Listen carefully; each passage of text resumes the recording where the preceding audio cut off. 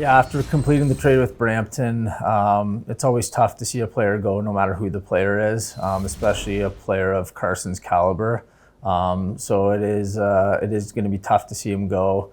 That being said, it's something we felt that was in the best interest of the organization at this time. So never easy to say goodbye to a player. He's a great kid and a great player. So it was a difficult decision, but one that we felt had to be made.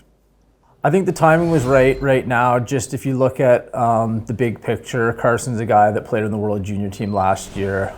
He's likely going to be there again this year, so we'd probably be without him in the start of December when he goes away to camp. So if you look at the timeline of he wouldn't be playing that many games for us at the start of the season anyway. So it made sense to do it now and gives us flexibility going into the season as opposed to waiting and potentially risking an injury or other things that can happen once you start playing in the season. So we just felt it made sense for Carson. It made sense for us to do it now in the summer when everything's fresh still and the season hasn't begun yet.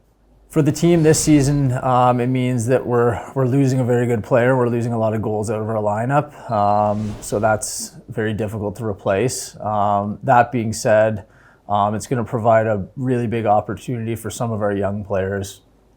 Some guys that were here last year that showed they need and can take on a bigger role, and some guys coming in that are new to our team that can also take on a bigger role, and hopefully this allows some of those players to, expedite their development by getting, extra ice time and extra chances on the power play and things like that they might not have otherwise had. So it will hurt a little bit missing them, but it's one of those things where it's, half a step back to hopefully take 2 steps forward.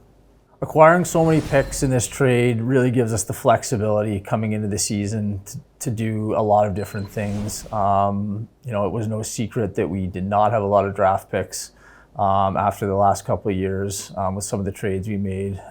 We had competitive teams the last few years, and we used those picks to try to improve our team for those seasons and make a playoff run. And now looking forward, we do need to replenish those, and this allows us to do that in one swing. So it gives us the flexibility to not have to do anything else. We still can, but we've basically filled those holes in one shot.